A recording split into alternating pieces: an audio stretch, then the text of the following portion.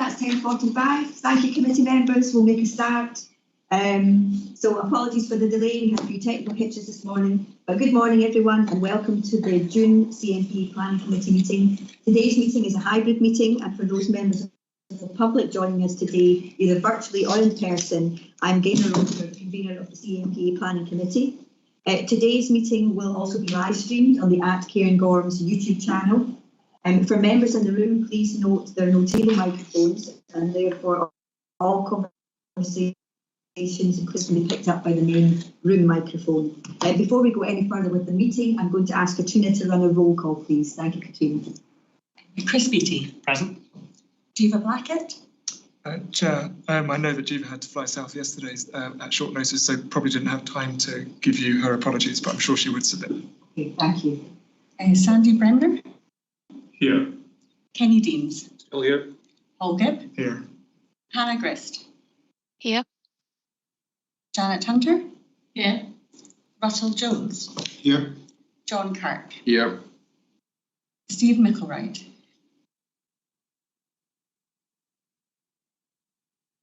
Steve, can you hear us? Maybe I know that he is on the live stream. I'm just not sure if he's able to hear. Steve, just to check, can you hear us? We can't hear you. I wonder if you're still muted.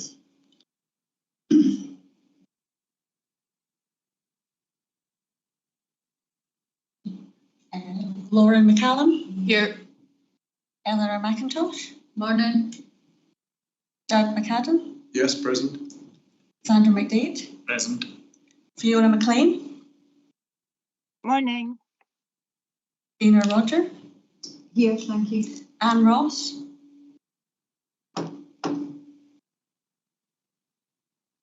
Derek Ross. Here.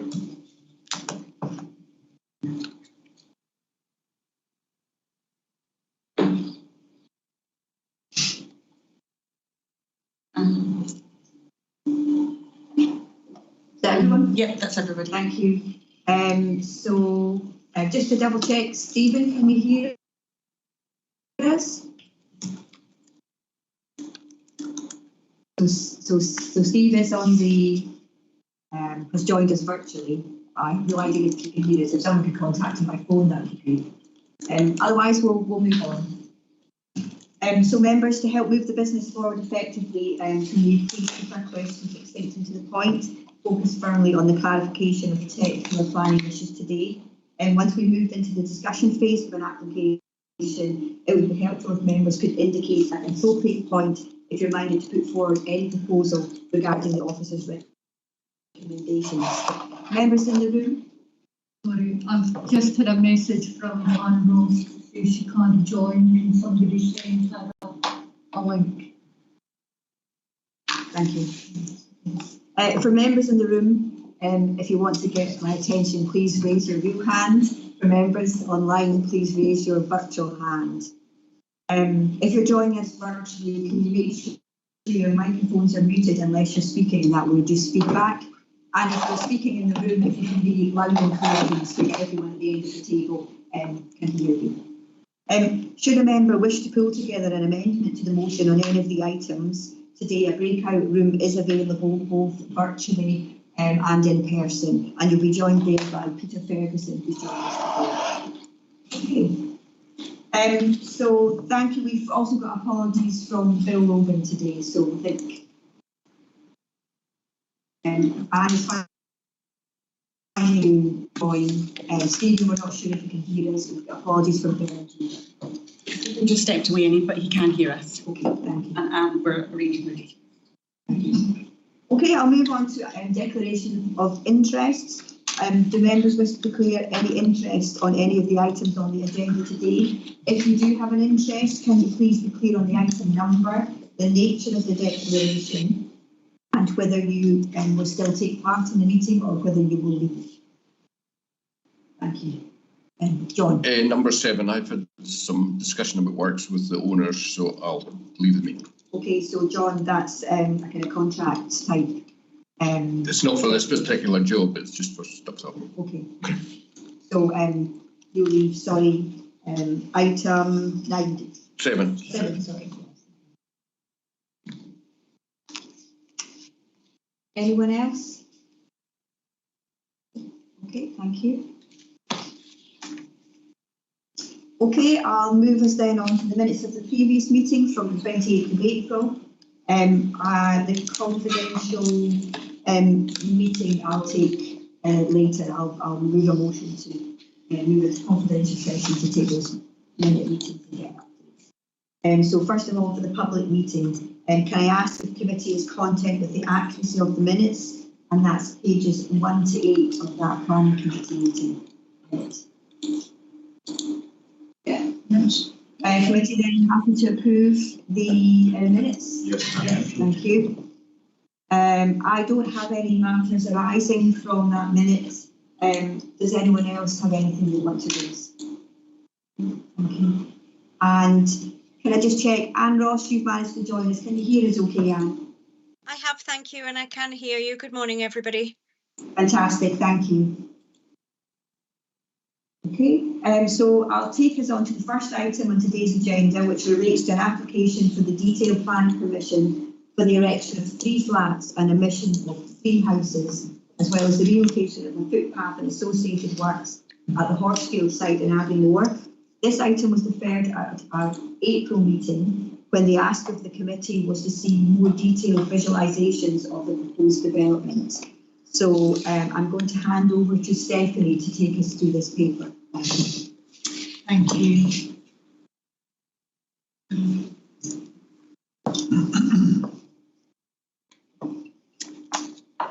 Oh, sorry.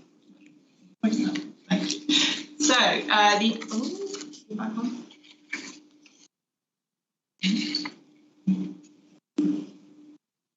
The application site is known as the Horsfield. It's located on the land to the north of Abbeymoor Highland Resort, with the A9 to the west and the retail park to the east. And the site forms part of the wider housing development, which is currently under construction. As the convener just noted, the application was originally presented at the April 2023 Planning Committee and has been deferred for determination at this Planning Committee following the request for additional visualisations to be submitted.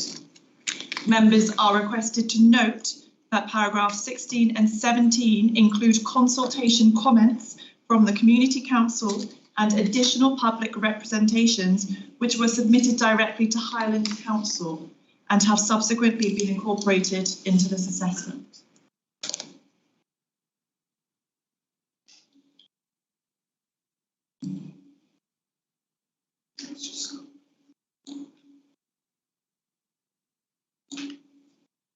So here we have the proposed site plan, and this application seeks to make amendments to phase 3 of the development, which I shall now outline.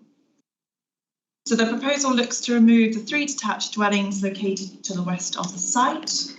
And here we have the approved scheme.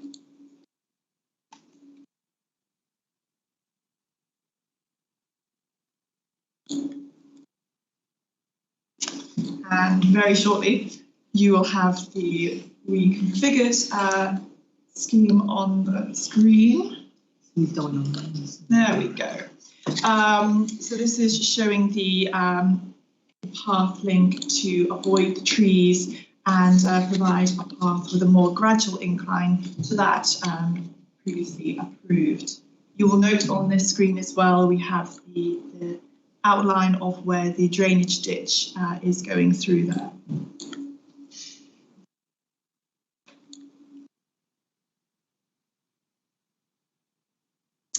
So to replace the 3 units lost, the applicant looks to amend the northerly block of flats to include an additional storey to accommodate the 3 2-bedroomed flats.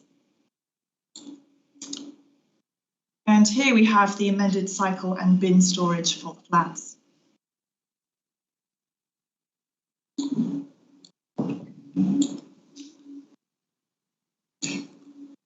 Alterations are also proposed to accommodate the additional cars for the flats, as shown on the screen here. And moving on, we are now going to look at a couple of visualisations as requested by the committee, which show the amended block 4 in the background there, And here we are looking normally at the site.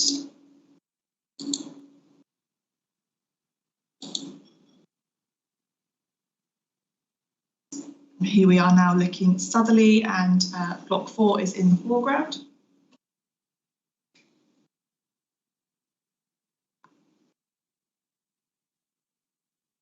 So the change from 4-bedroom detached units to 2-bedroom flats, providing smaller units of accommodation, is welcome, as the National Park has a disproportionately high level of larger and detached housing, which has resulted in housing stock that is poorly equipped to meet the rising housing needs. The omission of the 3 western units also provides biodiversity gains by allowing the footpath to avoid the trees and retain more open space.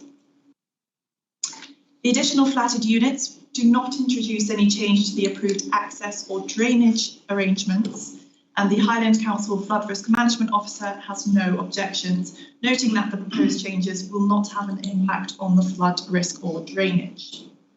Adequate vehicle parking, waste and bicycle storage has been provided to serve the additional flats, subject to the conditions relating to the bike security arrangements. Now, concern has been raised regarding the development becoming second homes, and as the site is included within the Maidnock and Strathspey control zone for short-term lets, any potential use of any residential unit for holiday letting accommodation would be assessed by a separate planning application. There are no impacts on the ecological interests from the alterations, and the development contributions have been dealt with under the previous applications. So the proposal looks to alter the approved path link on the western side of the development to the orbital path, and it is noted the path should be all abilities. Concern has also been raised within the public representations regarding the accessibility of the orbital path following the construction of the wider housing site. Now, the approved path under the original permission included steps and a steeper gradient than that being considered under this application.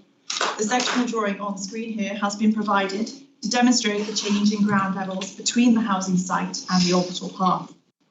Now, the agent has confirmed that the gradient within that section of land is too steep to create an all abilities path, and that the land is also hindered by the Scottish water pipework.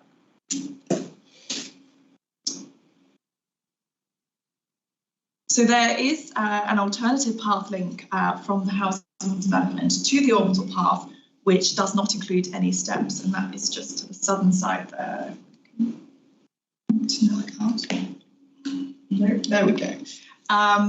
And so considering the gradient and the potential disruption of any further amendment would have on the vegetation and tree cover within the area, it is considered that the alternative path link has already been provided, and the proposal as submitted is therefore acceptable.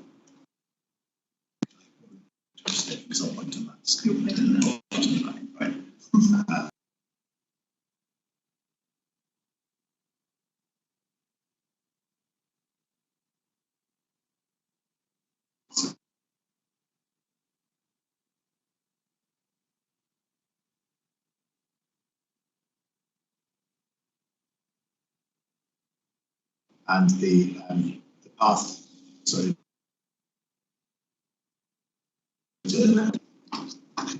Yeah. This on the screen, use their pointer, because I think online you can obviously see what is doing. Emma, can you just point? Does that work on the screen? Yeah, there you go. Yeah. So so just drop down up just above that little roundabout, please. There's a path on the left there. It's that one there is the one we're talking about, which is the alternative path linking through. Okay.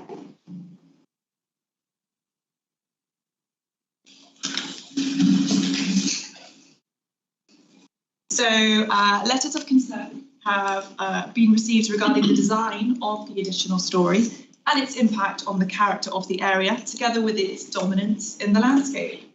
And as demonstrated within visualization, the proposed change of the flatted block within the from 2-storey to 3-storey is in keeping with the established design, scale and massing of other plots on the site.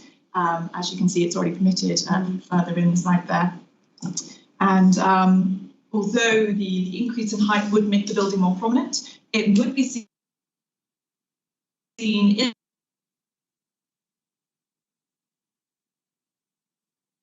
about 48 metres there, as shown on screen from the building. And at this distance, the higher building will be more visible, but it is not likely to make a significant change in the landscape character or the visual amenity beyond the current approved application.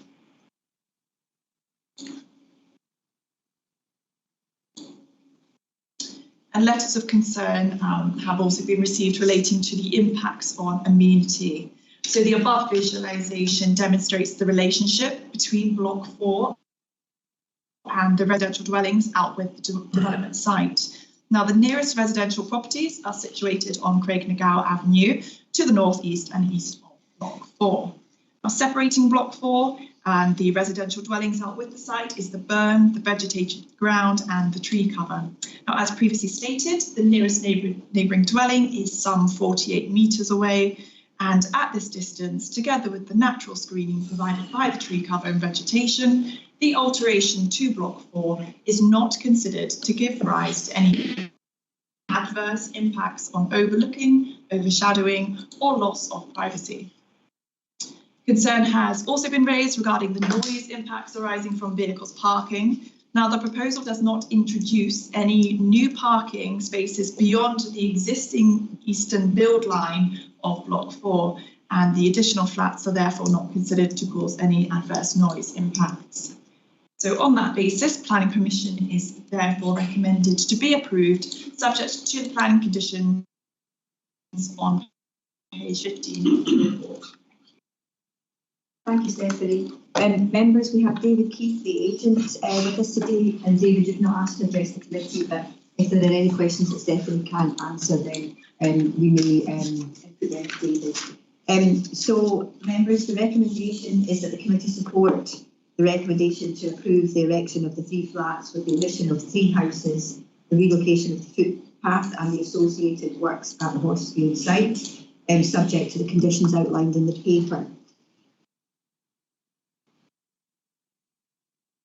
I'll take any points of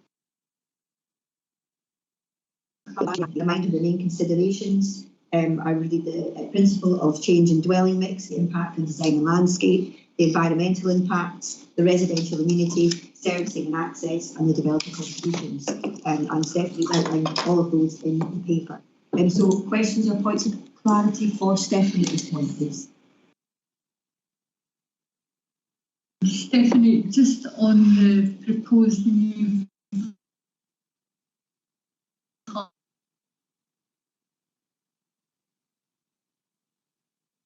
it's not going to the type of a development it is, you would imagine there would be young families using that. So I just wondered how exhaustive were the thoughts given to, you know, I take it. But yeah, paths do exist on. Yeah, I just wondered if there was any way around. We've had considerable conversations with the outdoor access team as well as the agent. I'm sure David will come in a second on this.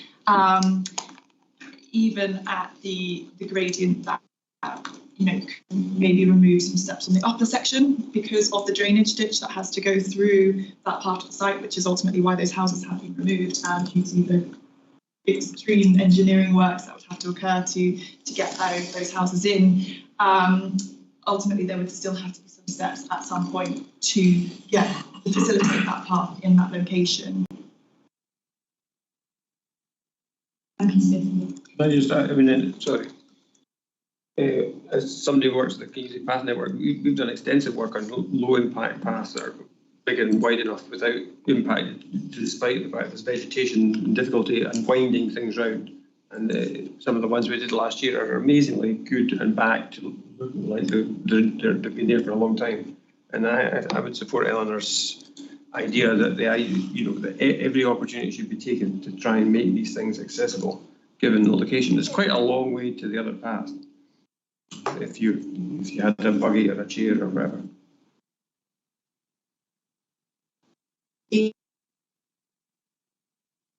As shown, it does rise some 4 metres, so it is quite a significant rise in quite a short area. Previously, it rose through a shorter distance, so was even steeper. And because of the drainage ditch that Stephanie mentioned, which really can't be brought down at all, we have to get up. With the first probably 3 metres, we've got to get up, in a very short distance. So it's quite difficult, if not really impossible. I think if we could have taken a longer route to reduce to remove the steps and reduce the gradient, we would have done that. It just doesn't seem to be possible, because obviously there is the road end that we've got to work with here. The new road can only rise up at a certain gradient, and the existing orbital footpath is at a certain location. So it's trying to get from one to the other. Just to seem to be quite a lot of ground. There is beyond the drainage ditch, but you have to get up to that point first. Emma, slide on, please.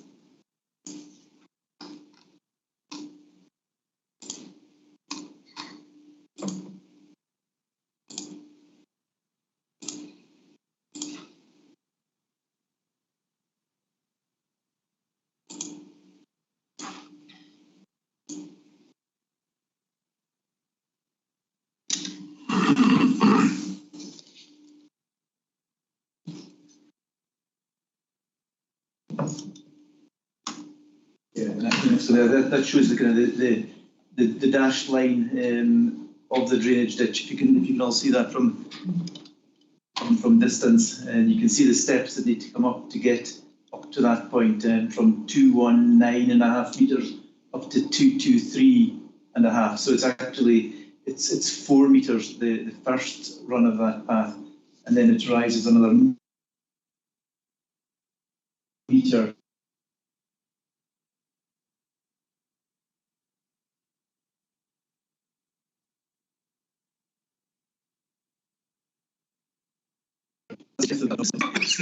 It's no longer the kind of open form, it's more kind of a stone channel at ground level.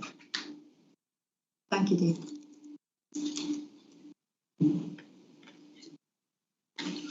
Committee members, any other questions for Stephanie? So, well, I suppose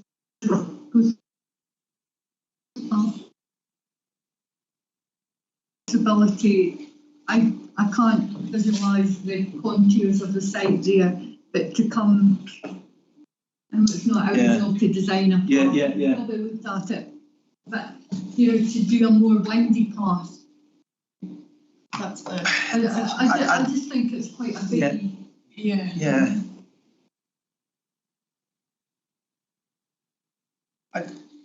I don't think we're freaking rising up 4 meters in that first distance. To get it down to like a shallower than 1 in 20, say, so it would be safe wheelchair accessible.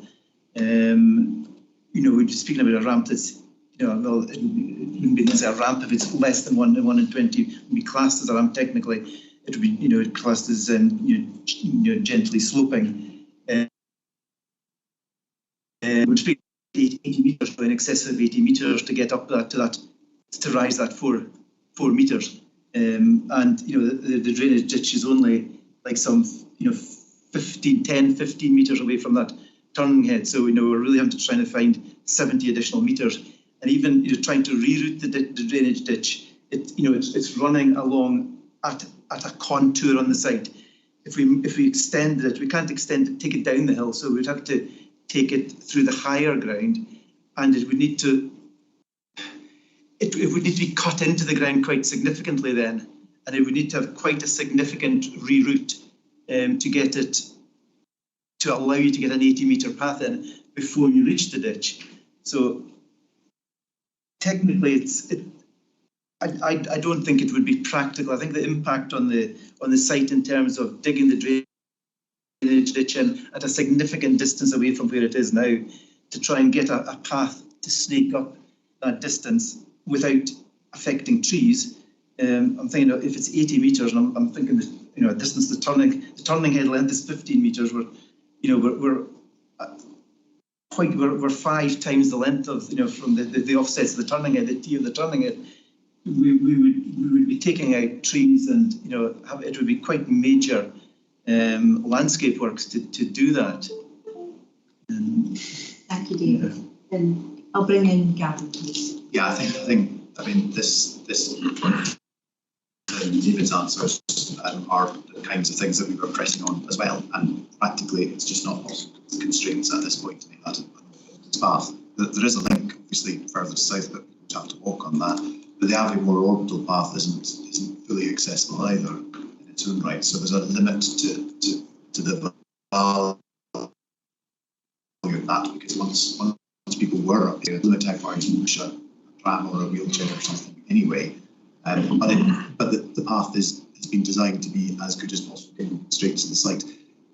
Yeah, technically it might be possible to do something else, but it would involve a lot of cutting into the slope and a lot of taking out trees across, and a number of these trees have TPOs on them as well. So we don't really want to do that, and this because it takes it far from that point and much further either to the south or the north. Thank you, Gavin. Committee. Sandy? Sorry, Chair, just to endorse Eleanor's disappointment on the path issue of understanding the physical restrictions of the site. Just a separate points 46 and 47. I would ask fellow board members to bear with me because I'm coming late to this application. The guidance is that there's no specific evidence to justify restrictions here, and that any potential use for holiday lets would be assessed by a planning application. It asks if there's any expectation that those flats would be bought as holiday lets and subject to the assessment process. Yeah, we don't know who will buy them, and we don't have any control over that. But because they're flats, even without the introduction of the short-term let control area, they would need to apply for planning permission to convert them into a short-term letting use. So that's a control that we would expect the council to deal with those applications for a change of use like that. But given the council's position on short-term let, particularly the focus on trying to limit number of properties that are small and potentially accessible to people in the local market. Access them, you would expect the council to very seriously consider it, not granting permission for change of use. Understood. Thanks for the explanation. Members, any other questions? Members online, any questions? I don't see any hands. Okay, I think we'll move then into the discussion. Just before we do, so committee, just moving into discussion, are there any viewpoints or comments that anyone would like to put forward in terms of this application? Yeah, thanks for providing the visuals. I think that was really helpful, especially when you see those existing story blocks on site. You know, I think that was really helpful and useful. And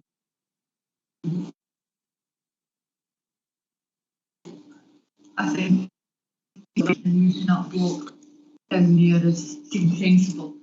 The only thing that I remain really disappointed about is the path. If there's no easy answer to it, then I suppose we do accept that, but I am very disappointed about that. Thank you, Eleanor.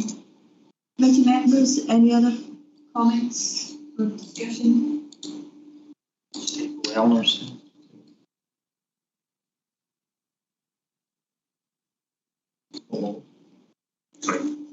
The visualisations think help a lot, as Eleanor said, to understand that there are 3-storey buildings already there in close proximity. But you know, it would have been nice to see a path that was more accessible, because it doesn't very accessible actually to anyone who isn't really fit to basically. Thank you. Any other comments? Yeah, again, I just wanted to express or echo what other members have said about the path. That's extremely disappointing.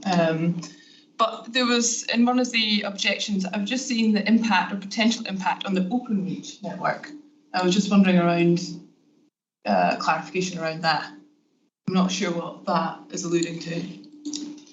I think that's somebody who is worried that if there are more properties that BT's fibre in Abermore will be affected in terms of capacity, which I don't believe would be the case, and wouldn't be a planning issue in its own right, because it's easy enough for BT obviously to upgrade that if there were an issue, but it's clearly not in their interest. They've got kind of service standards that they provide with packages, so that's not going to be an issue.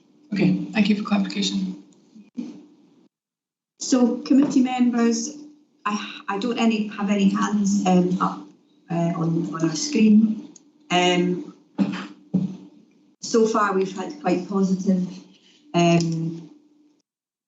comments around the changing of the block of 2-story flats to 3-story flats, and thank you for the visualisations. They've really helped committee to kind of visualise that and see what that's going to look like. A bit of disappointment in terms of the path, but I think from what we're hearing, there's not a huge amount of choice in terms of the space, and then the further impacts that it would have on the landscape should we, should that all abilities path at that different gradient be put in. So our committee members then happy to go with the officer's recommendation and give approval for this amendment of this for this application. Yes. Yeah. Thank you.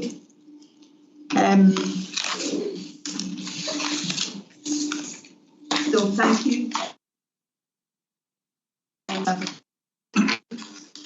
So that was for the next flat submission from houses, location of footpath and associated works at the Hawksfield site. Thank you. So the second item on our agenda today relates to an application for the erection of 19 houses at 29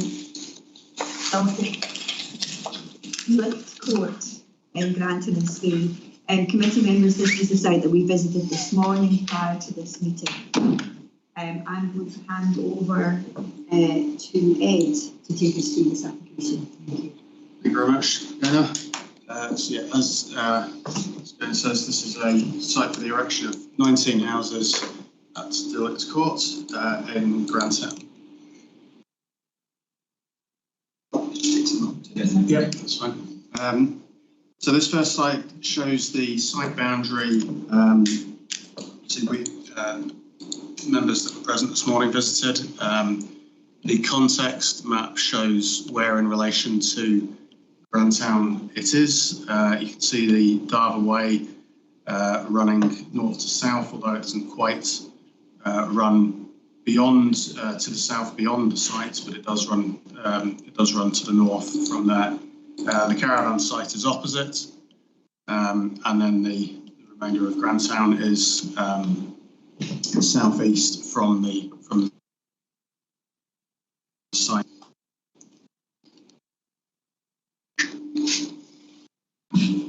This rather colourful map shows the rather colourful planning history of the site overall.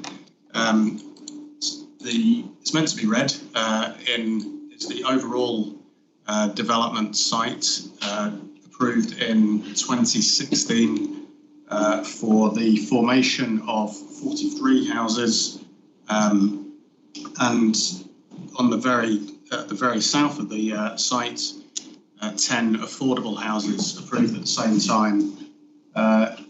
The plots on the red were formed along with the 10 affordable houses which were built first. Next up was, I'm not sure if the pointer will work, we'll just give it a go. No.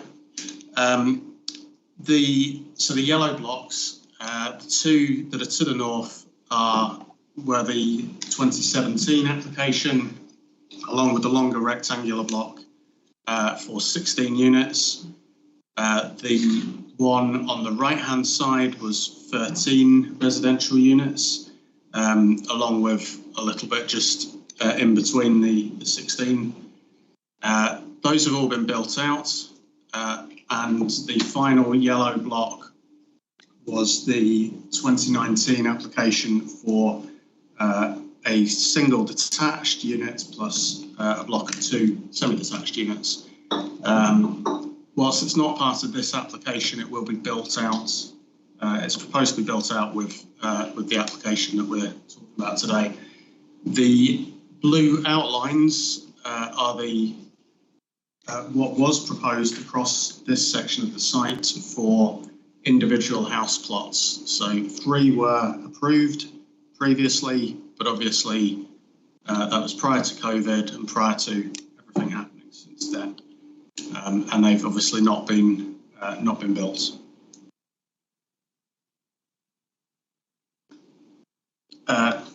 This slide shows the original site on the right-hand side with the red road layout, just giving you a bit of context as to what was approved previously compared to what is now approved. Our site is plots 1 to 10 on the right-hand side. As you can see, it was individual plots with a couple of breaks in between for landscaping and footpath networks. What is proposed now is very similar footprints, although the unit sizes are changing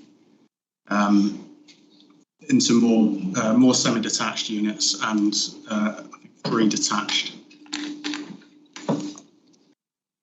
I'll try to explain now what the units are. So this is the 2-bedroom semi-detached block. There was one of those which is circled.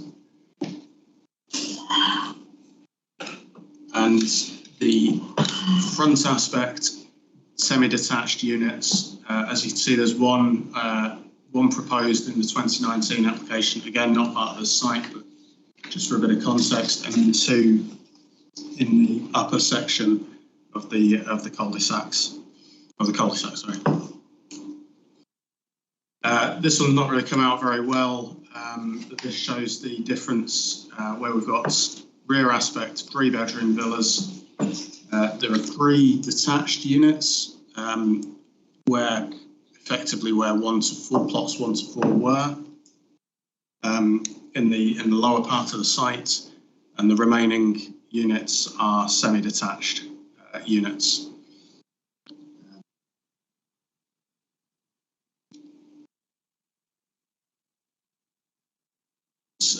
Photo of the site. This effectively, this is just in front of the aspen tree where we were looking this morning, looking south.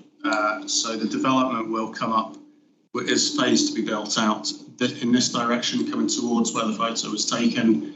It gives a bit of context as to what the lay of the land is on the site within the Harris fencing.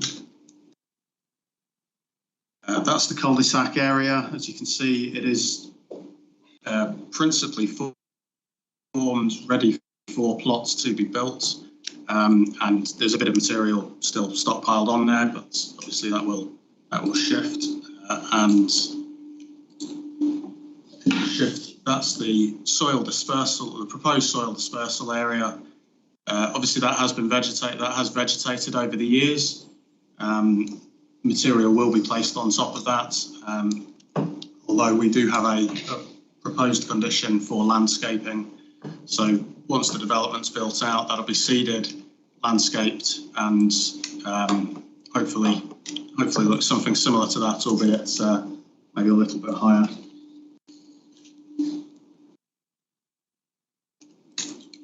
So onto the considerations. The principle of housing on the site is established. It's an allocated site. The main question being whether the increase from 10 units to 19 is appropriate. As the units are becoming smaller, they're lowering the price from the original 10. And as it's written in the report, the affordable housing has been covered off by the various applications across the sites that have already been built. Landscape impacts. Clearly, the material being removed from the western edge of the site requires to be placed in the soil dispersal area, which avoids it going off-site, and the landscaping condition covers that, as well as the pathways connecting into the woodland and the one down to the Suds Pond as well, which was referenced in a representation. The environmental impacts of the site. The site is currently used by sand martins during the breeding bird season. Therefore, a condition has been placed to ensure no development will take place while the birds are breeding on the site. Usually that happens around August time, but we will ensure that no development takes place while they are there. Residential amenity, construction traffic management plan is required to ensure that construction vehicles travel across the site, bearing in mind the residential amenity, taking that into account, avoiding school times but all other aspects of construction, such as noise and times of development, are covered by existing environmental health legislation. Lastly, drainage. An objection has been placed by the Highland Council Flood Risk Management Team, requiring that we seek further details of the drainage prior to any construction, and accordingly a condition has been, we have proposed a condition within the report. Other than that, it's recommendation for approval subject to an agreement for a contribution from the developer for active travel arrangements within Grantown. Thank you, Ed. So members, the recommendation or committee has been asked to support a recommendation to approve the erection of the 19 houses, subject to, as Ed pointed out, appropriate contribution towards active travel improvements within Grantown and Spey, and the conditions outlined in the paper. We have Michael Hall, the agent, with us here today, but he hasn't asked to address the committee, but may be able to answer any questions if Ed can't answer those. And we also have Gary Curran, a local resident who joined us on our site visit this morning, who has asked to address the committee. So I'll move first on to any points of clarity for anything that Ed has said, and just a reminder that the main planning considerations are the change in dwelling numbers, the landscaping impacts, the environmental impacts, the residential amenity and the drainage. So committee members, are there any questions for Ed on points of clarity? Xander. Thanks, convener. Yes, my question is actually around, I was having a look at the plans for the houses, and they're being marketed as 2-bed, 4-person villas, and that's because the office study is too small to be a bedroom. I'm slightly concerned because what is described as a 3-bedroom one, which also has an office, actually the third bedroom is described as bedroom 4, and whether they're effectively being almost covertly marketed as an extra bedroom space, as it were, but actually office space perhaps isn't actually meeting the requirement. So I think that's. Well, I was wondering if Michael could say. Yeah, I was going to say that's not technically a planning issue. So we're marketing of them. The houses have to meet building standards, and the spaces have to be big enough to comply with building standards. But that's not a planning issue. I guess all properties may have other rooms which are usable in multiple ways, and it's down to people how they choose to use them. But I don't think that we can control the size of the rooms within the properties. So if they don't meet the size to be called a bedroom, technically they can't be called a 4-bedroom house. 3 bedrooms. Thank you. Any other points of? Thank you, Chair. Just a question on the time for the construction of the Suds Basin. So I see in point 2 that the revised surface water management plan and drainage layout will have to be submitted first. But if the build out, as was described this morning, is from the south, which is the highest elevation, working towards the north, and the Suds Basin is at the north, I just wondered, is it possible that rainfall and the runoff might run off down the hill prior to the Suds Basin being built, if that was the last piece of work. I don't know if necessarily the Suds Basin will be the last part built. So just to clarify, that's the build out of the properties. The Suds Basin would have to be built at a point to collect any surface water. So the construction environment management plan, which is the first condition, deals with how they're going to go onto site and start work and then move into the different phases and how they're going to manage surface water as part of that. Now, technically, they could do things which meant that they didn't have a Suds Basin, but it would be much simpler for them to be able to get that in place to help manage that as they're moving on with the site.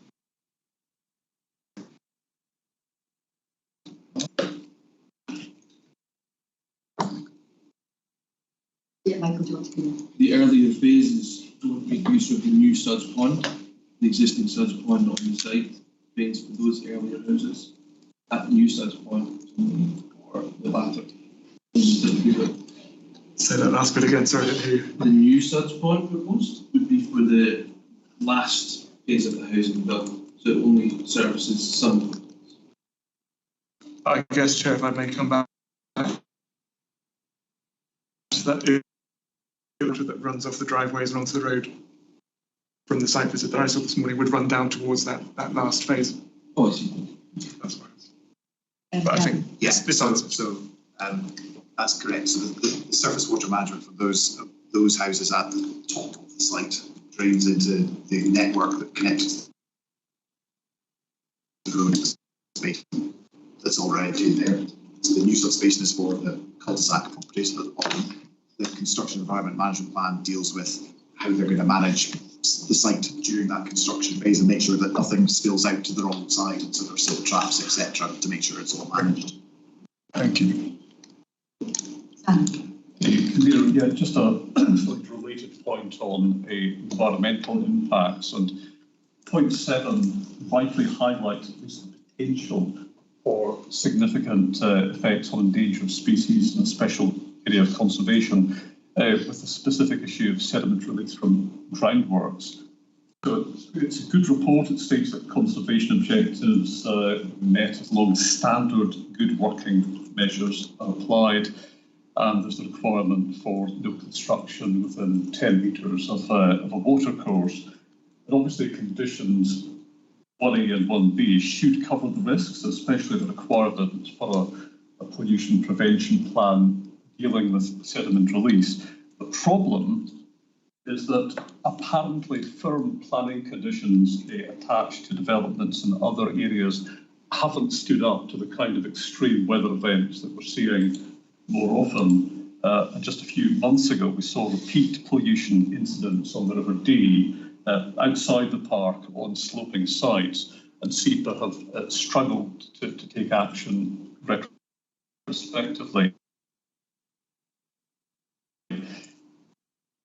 We're talking about different topography here, but can we insist that the pollution prevention plan will be robust enough to withstand the kind of exceptional weather conditions that are now becoming less exceptional? Yes, I think that's something that will be site specific anyway in each case, but that is something that we need to make sure that we ask our colleagues to double check that. For example, if we think actually you need to have reinforced sediment fencing, then it needs to be reinforced with 2 layers rather than the standard one. So that's the kind of stuff that we'd be looking for in that construction environment management plan. And obviously that's the final check to make sure that the conclusions of the HRA are correct, because we need to go through that final stage. Thanks for the assurance. Members joining us virtually. Any other questions for Ed before we move on? No, I've got no hands either virtually or in the room. So I'd like to invite Gary Curran to come forward. Gary, do you want to take the chair there? So Gary, you've got 10 minutes. I won't need 10 minutes. to the committee. And just start when you're ready. Thanks, Convener. I'd like to thank today's committee for the opportunity to address you today. My name is Gary Curran. I live in number 26 Dulwich Court. Today I'm speaking on behalf of myself and other residents within Dulwich Court. I'd like to start and say we have no objections to the proposal that's getting discussed today. In fact, we're looking forward to the commencement of works so we can see the end of all building works. The reason for myself addressing you today, after reading through the proposal from the developer, RS McLeod, is to highlight our concerns regarding landscape public areas. Plan application goes into great detail in the policy 14 of the National Planning Framework, highlighting the importance of design quality and place, underpinned by policy 5 covering landscaping to enhance the landscape character, special qualities of the national park, in particular the setting of the proposed development. Our concerns are twofold. Firstly, after 2 years of correspondence with the planning department and the developer, we're still living in a builder's yard, with local contractors using it as a base for work out with the site. We have unfinished roads, areas of substandard unfinished work done in areas that have been promised to be finished by now. Numerous residents have highlighted these concerns at various times, and even with the National Park 7 a breach of condition notice last October to complete works within 4 months, I'm unfortunately here today highlighting that these works are not complete. Secondly, and directed at today's application, what assurances do we have that we don't encounter the same? We have had lots of promises, and these have been accepted in good faith with no satisfactory outcome. Today, I'm asking what guarantees do we have that furthermore, how do we get the developer to finish off work started 3 years ago to a stage that supports the National Planning Framework 6 qualities of successful place, which include health and well-being and a safe and pleasant place to meet people. Once again, I'd like to thank the committee for the time. Thank you, Gary. Committee members, are there any questions for Gary and what he's addressed the committee today? Eleanor? Not for Gary, but I just wondered if you could get a response from Gary's questions from Yeah, so a lot of what he brought up is not relevant to the determination of the application today because it's about the wider site and other things. But as you were out on site, you can clearly see what the site looks like, and you know we have reported to you in the past the conditions of the site. We are working with the developer, and we've served notices on the developer to make sure that things are tied up. I think in some ways, actually approving this consent and allowing that to progress will help with resolving these problems for residents, because it means that that final piece will come on, the developer can mobilise and complete these things, and we'll certainly be looking for the highest standards of completion across all of that to make sure it is that. As you can see from the plans today, it's a very well designed site, and it's a really high quality development with lots of space for residents and a high degree of community. But it needs to be finished for people that realise that properly. So I completely accept Gary's frustrations, and I think we want this to be completed as fast as possible. We can't insist that these houses are built on any particular timescale, but we can make sure that the bits of landscaping that are not going to be affected by development during this point are finished, and that then it progresses logically and sensibly to conclusion. Thank you. I've got Russell and then Dan. Yeah, Gavin, I just wondered, can we insist that the existing road is finished? I mean, assume through where Guy lives. I mean, we were there today. Obviously, the top coat of tar is not on, so the metal works that there's curbs that are broken, etc.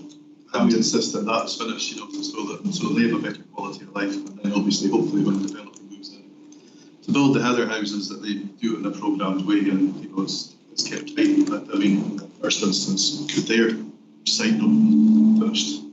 So, remember, we have served that to be completed.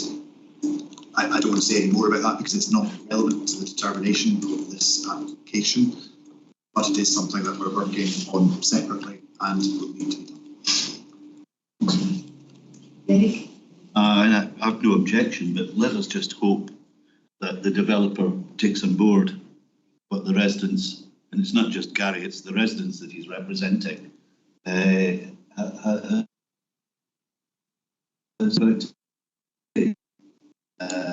so please listen and take on board.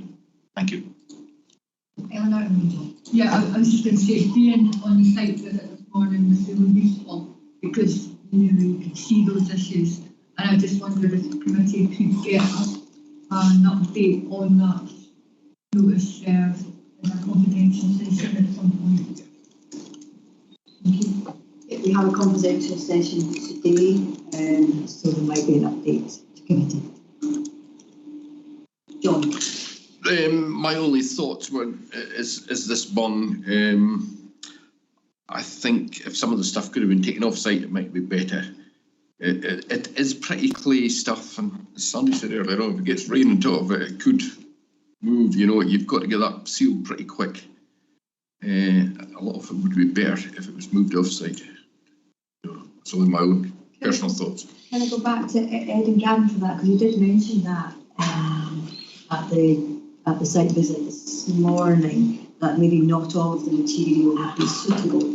So the developer wants to spread the excess material on the lower part of the site, and we're looking for the details of that because we want to be clear that the right kind of material is going to be spread there and that it can be reseeded appropriately with the right kind of topsoil and things like that. So we are looking for the details of that, and if we say that it's not acceptable what's proposed, then it may well be that material has to be taken off site. The only thing, my only thoughts are that that barn is quite shallow going through the town. It goes, and it follows down through the back of the houses. So it really, if silt does get into it and it builds up, it affects a lot of the town. There is little immediate likelihood of that, and certainly the other conditions we've got will ensure there's no silt enters the burn from the site. But you know that it is even easier to make that happen than with the earlier phase of the site as well in this case, because it's much further from the burn. Committee, we've had quite a lot of assurances there. Are there any other points on planning or clarification on the planning side of this? No. If not, can we move into discussion, please? Committee members would like to get a feel for how you feel about this application in terms of either going forward or being approved or not. I've got John and then. I think it would be very good to see this go ahead, but I think it needs to get a go ahead, get the site finished, let people get a life, and we are needing these type of houses, and I think it's a good enough idea. Thank you, John. I agree with John. The sooner it's finished, the better.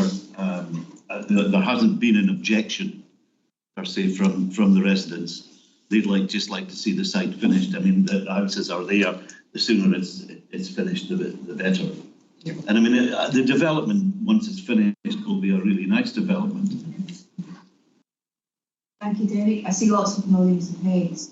Can I take it then that committee is happy to go with the officer's recommendation to approve the erection of the 19 houses and the appropriate contribution towards active travel improvements and the conditions outlined in the paper? Thank you. And thank you, Gary, for coming and speaking on behalf of residents. That's your time. Enjoy the sunshine. John, you were going to leave for the next item, and we'll call you when we're finished.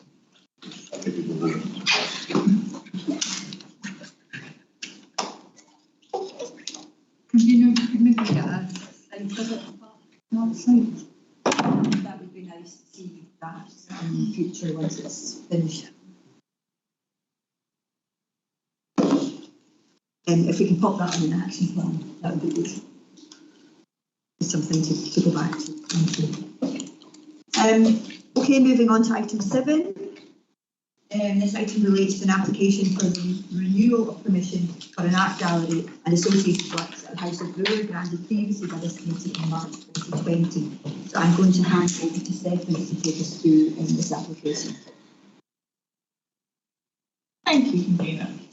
So the application site relates to the well-known House of Brewer retail complex, which is situated in a prominent position adjacent to the Pittogowan A9 to B8079 road junction, and the retail complex covers an area of approximately 11 acres.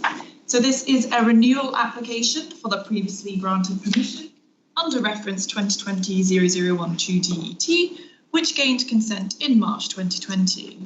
And the proposal looks to extend the decision period for the development and proposes no changes to the scheme as approved, which so the proposal seeks to erect a detached building to the west of the main building complex to be used as retail space and an art gallery. The landscaped car parking areas are proposed to be reconfigured with the existing footpath through the car park realigned to serve the new building. The proposed reconfiguration maintains the same number of existing parking spaces on site. So the building would have a gross floor area of 720 square metres and would have an external facade matching that of the existing built complex in terms of material and colour. Here we can see a site section showing the proposed building in relation to the main building complex, and you will note that the proposed building from already on site.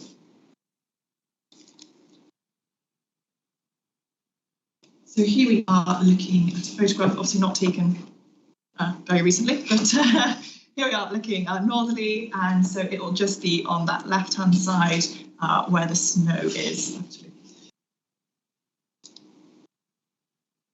And looking easterly, so the building would be before the main building there. And then looking southeasterly, and it would just run along the snow.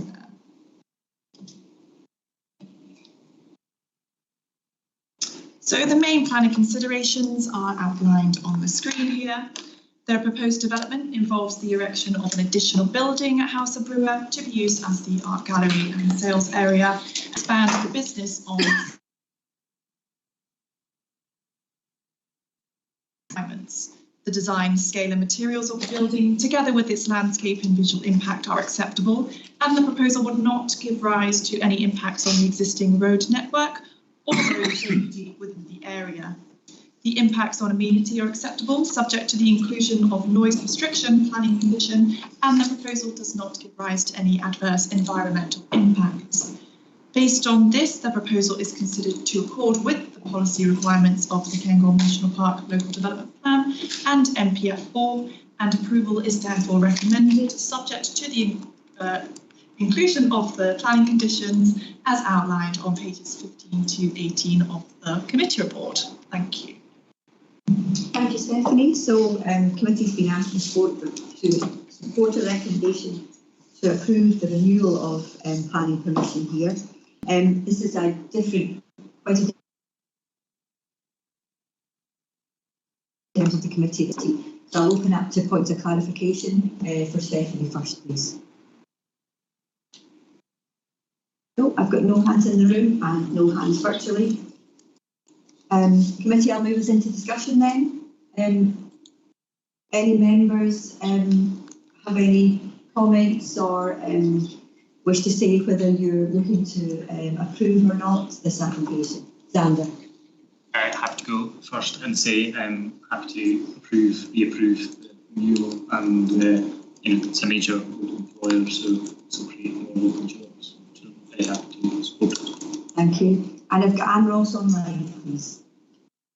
Thank you. Can I ask if Swift boxes will be included in the build?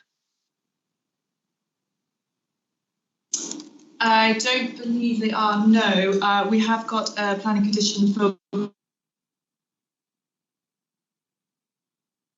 biodiversity. Could they be included? Yeah, they can be included within the planning condition for biodiversity enhancement. Thank you. Thank you. If we could ask for that, I would be grateful. Thank you. Thank you, Anne. That's so we can put that. Yeah, it's already, yeah, it can be encompassed. Great, thank you. Any other members wishing to make any comment? Eleanor? Just to back up what Sandra said, it's a really well known, it's a good going business. It's going like a fair any time of the year that you pass. So any extension should be welcome. Yeah. Committee, I hear that, I see that, lots of heads nodding, I think that's probably the view of the whole committee. So therefore, are we then happy to support the recommendation to approve the renewal of permission of at House of Brewer for the erection of the Art Gallery building, the reconfiguration of resource heat pumps, landscaping and associated works, subject to the conditions outlined in the paper. Thank you. We can bring John back in, please.